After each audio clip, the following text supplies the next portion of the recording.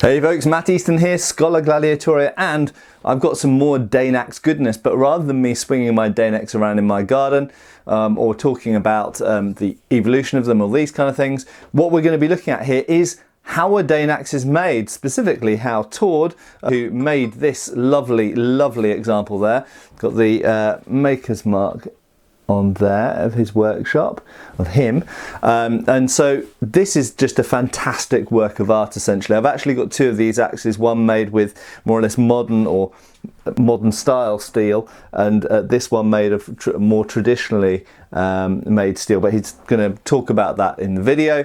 And he kindly filmed some footage with a friend of his, which is going to be included here. This footage has featured on his own channel. I'm going to link his channel below so you can see the raw unedited footage on his channel, but I've edited it into a sort of abridged version from my channel with this little intro from me. Really, I can't recommend Thor's work. This is Thor Berglin, incidentally. I can't recommend his work highly enough. It's absolutely wonderful stuff, and you know, I've seen a fair number of replica Dane axes in my time. I know some people out there who are making things that they call Dane axes, which some of them, to me, in terms of the proportions and the weight distribution, don't seem very like the original examples that I'm familiar with from the Museum of London, the British Museum and elsewhere. But I think Thor really nailed it, and of course the key feature, I have talked about this in previous videos, the key feature is we've got an incredibly thin blade here, with essentially a forge welded on separate cutting edge section at the front, and you're going to see that in the video. And really, you know, there's not a huge number of makers out there who are actually capable of making this style of quite extremely thin bladed Dane axe of this style. And we know that the originals are like that because we can see them in museums, thankfully. Particularly the Museum of London has several examples which I've shown before, and they are so thin in this portion of the blade. Yes, they are corroded, but we can still approximate what the original thickness of the blades were, and they're so thin that we can actually see they have rusted through the blade at various points here. This is the thinnest portion of the blade, but of course we've still got the preserved, thickened, reinforced cutting edge on the front. I should also mention not all historical Dane axes are made this way. Some of them just have a thin blade without this reinforced edge on them, but I had a particular hard-on for this type of axe, and so that was what I was really after. And really kudos to Thor for stepping up.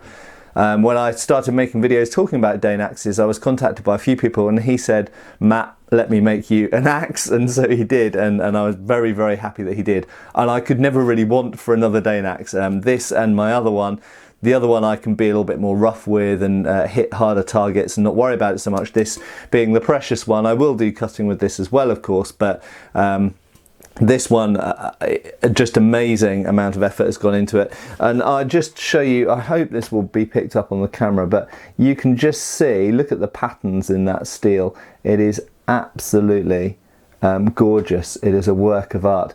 Anyway, enough blathering on from me. I will inevitably talk yet more about more Dane axes in the future, in particular this and my other one, and a little bit about their use and their place in history and things like this.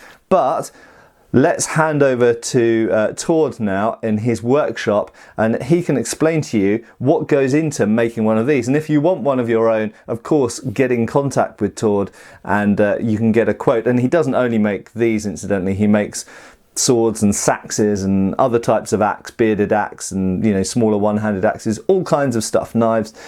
So he's an amazing guy, really nice guy as well, and yeah, go and watch his video and enjoy it. Yeah, I hope you do enjoy it anyway, and I will see you at the end. Cheers, folks. Go. Well, good morning, everyone, and welcome to Thor's Forge.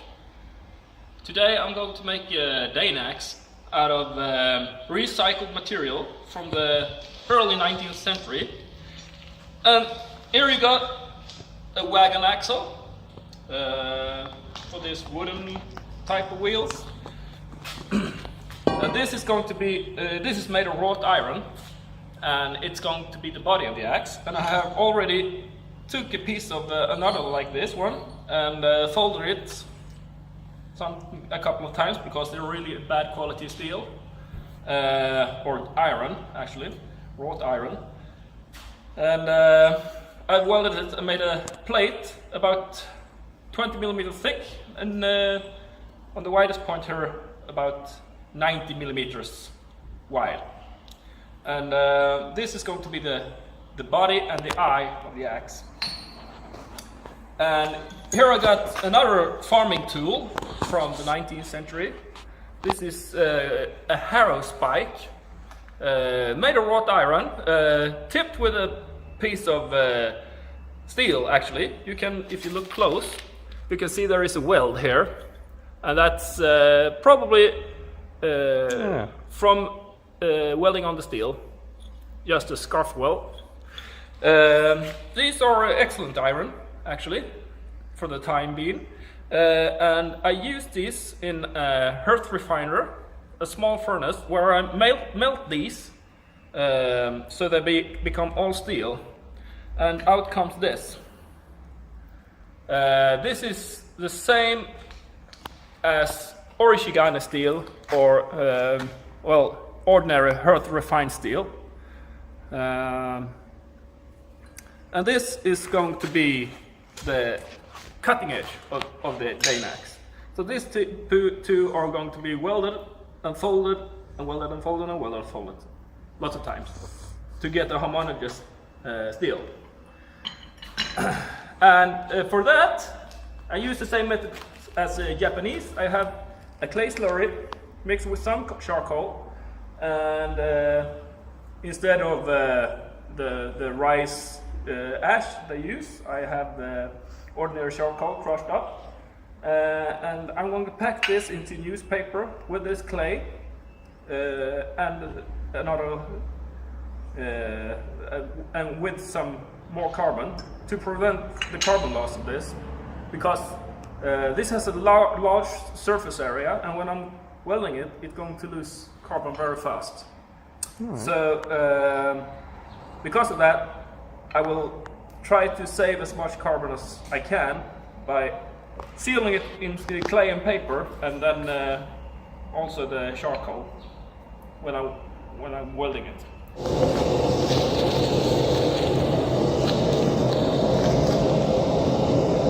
So why are you using newspaper?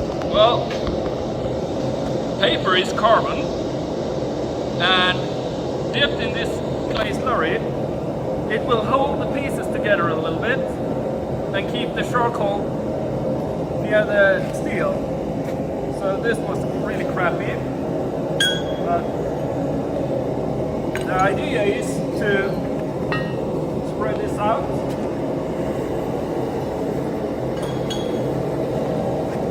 Like this.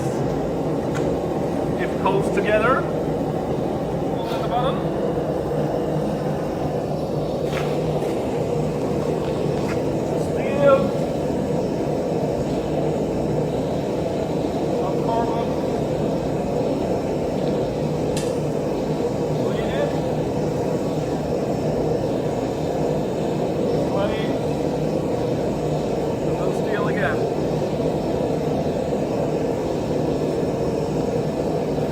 Like a steel charcoal sandwich.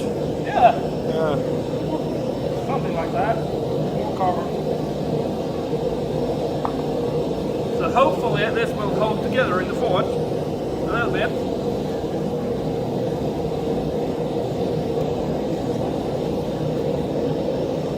Ouch.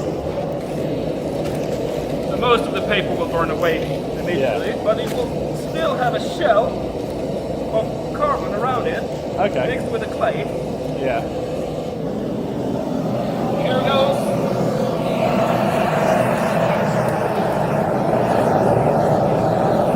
And I guess we'll let that cook for a while. Huh? We let it cook. It will cook for a long time.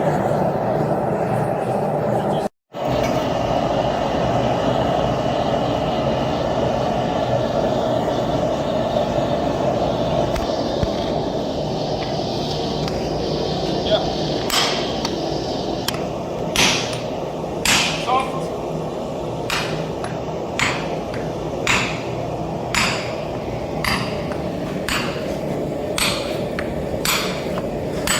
you can hit with your hammer all along on the edges.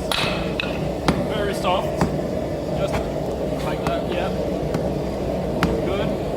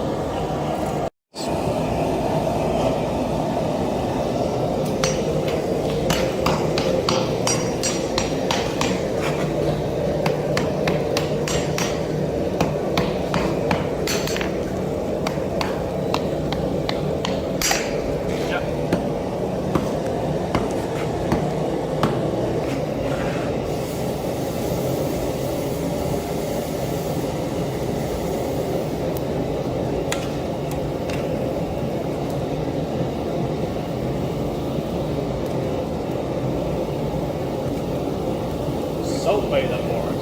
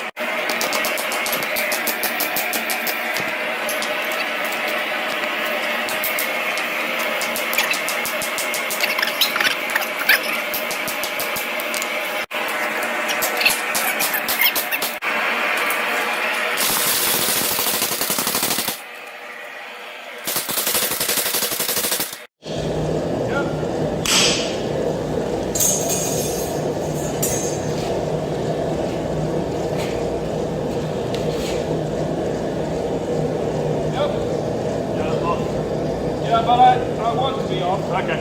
Yep. Yep. Yep. Yep. Yep.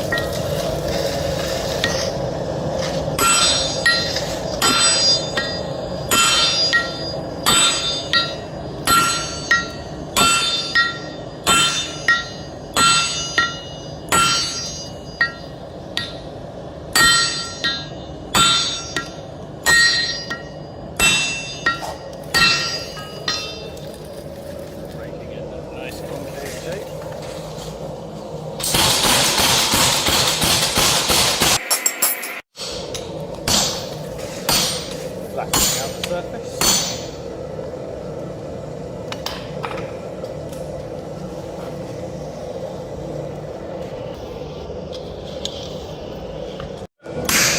Yep. Yep. Yep. Yep. Yep. Yep. And this is the most important to make a good eye. Yeah. Otherwise the eye will be unsymmetrical, and when you fold it, the hammer will bend up. Yep. Well, the eye is shit. Good. Alright, so yeah, then you're going to fuller along those two lines. Yeah, and this is for the inside of the eye, and now we're going to make the hammer. We'll just follow them lines through, like this. You have to make them start again here. Like that.